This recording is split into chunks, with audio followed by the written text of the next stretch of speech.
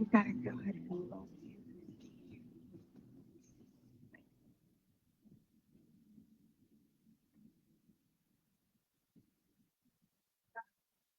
That he is patient. He's to show you that he can be trusted with the greatest of the heart.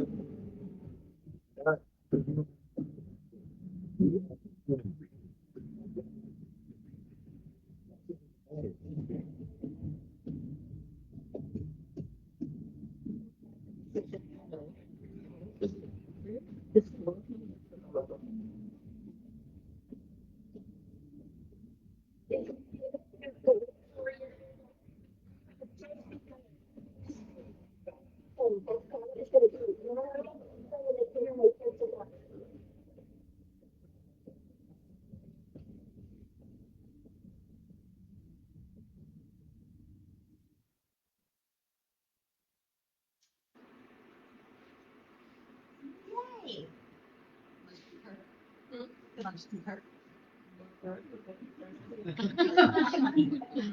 So that is Embrace Live. So Embrace Grace is a program that was started actually pretty close up in the Metroplex. And Amy Ford had an unexpected pregnancy, and she decided to start this program for young single moms who find themselves in these situations as a support system.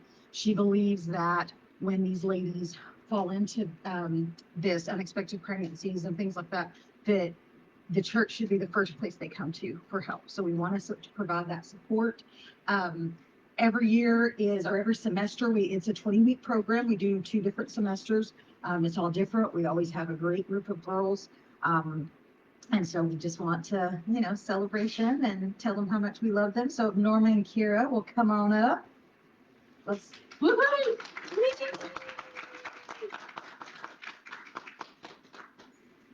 These 2 ladies have completed the 20-week program. I know Norma did a semester, then took a semester off, then came back and did her second semester.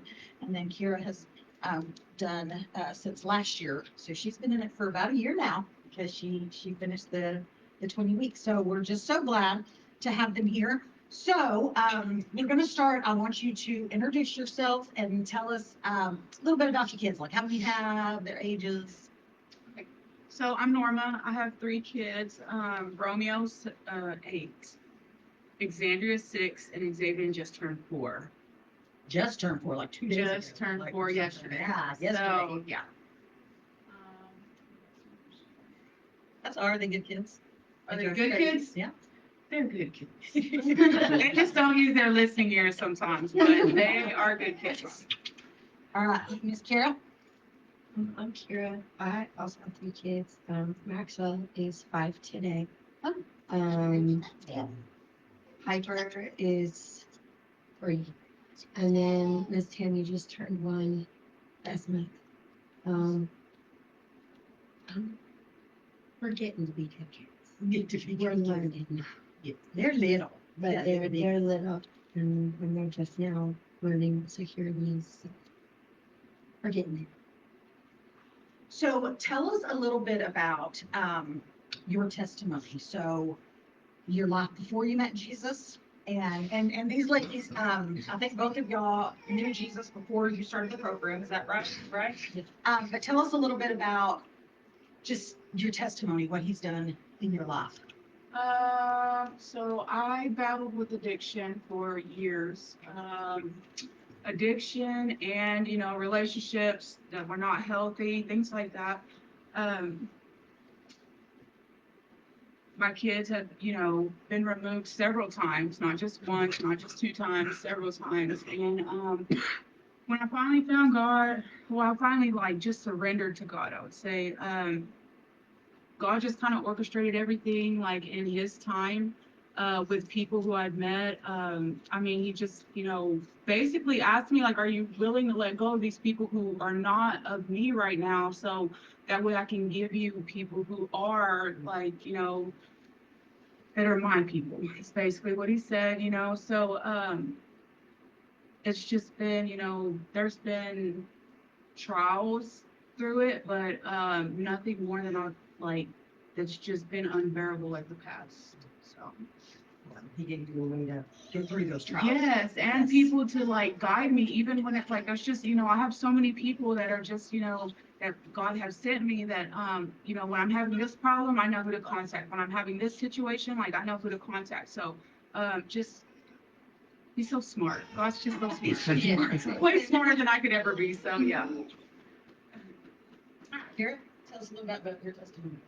Well, I was adopted when I was itty bitty by a family who was in cult.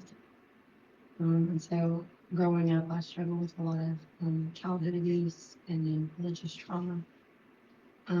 At 18, I was kicked out and struggled with primarily relationships, but there was some addiction in there.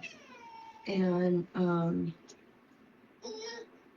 I kind of struggled with that up until last year when my daughter's father attempted to take my life. And then I ended up trying to figure out how to get back to God, and I did the only thing I knew how to do, and it was just dive into serious religious chains.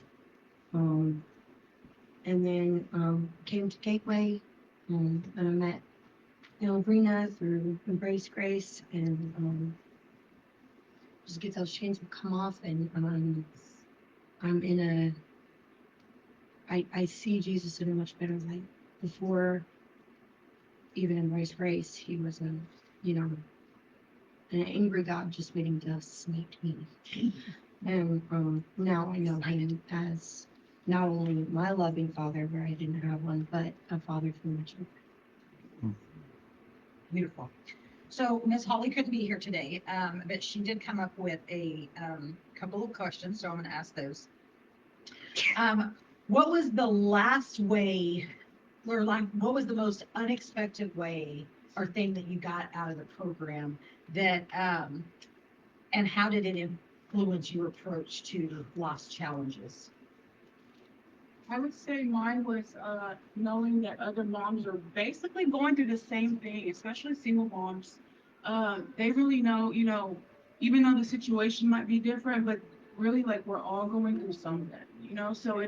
So not to be scared to reach out or think that, oh, you should be farther along by now. You should know this, things like that to be able to reach out because it does help. Yeah, it's just having a community. Karen?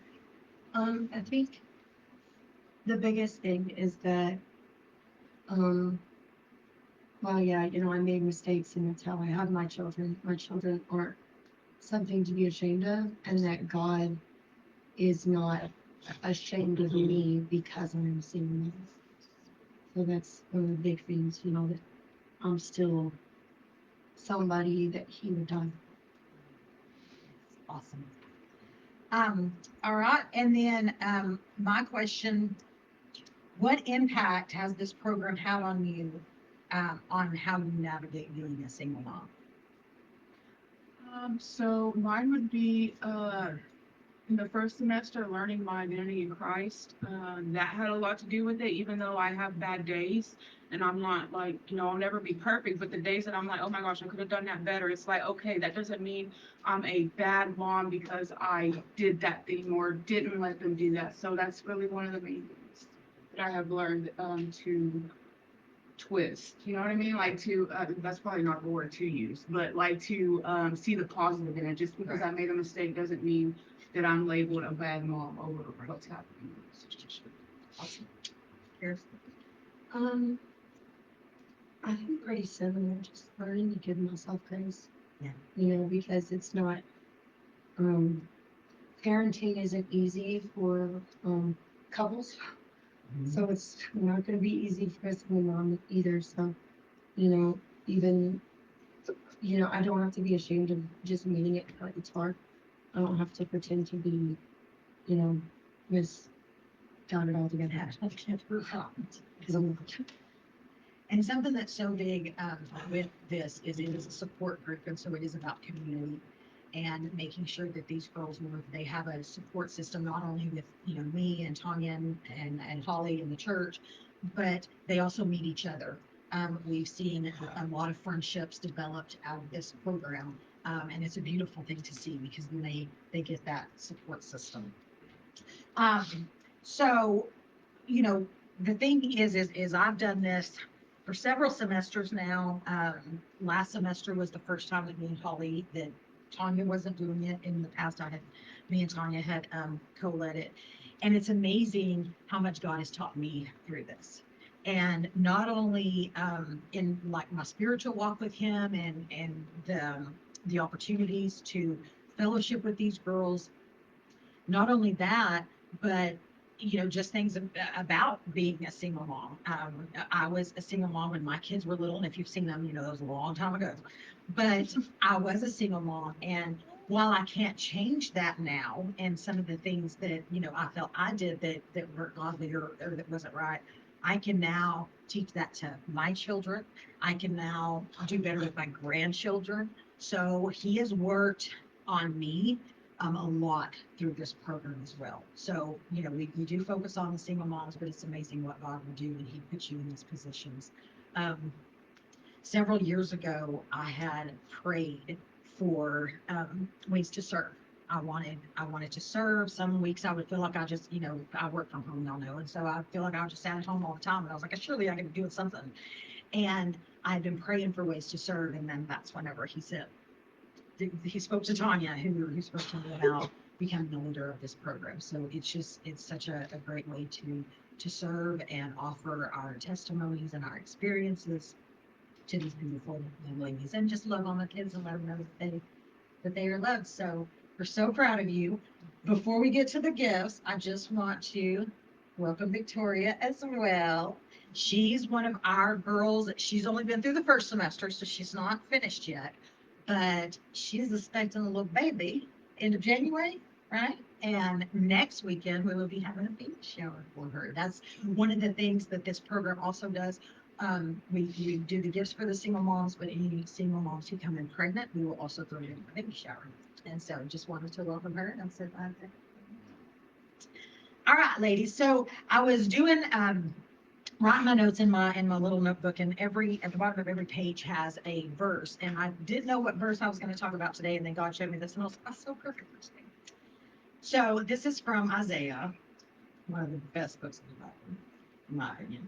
Isaiah 25:1. Oh Lord, you are my God. I will exalt you and praise your name, for in perfect faithfulness you have done marvelous things planned long ago.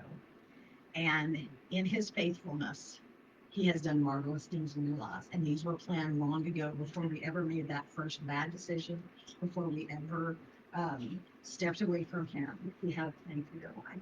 And he will continue to do marvelous things for you girls. I'm so proud of you. I love you. We will still be in touch. Let me give you some gifts. Yay. So, yay! So,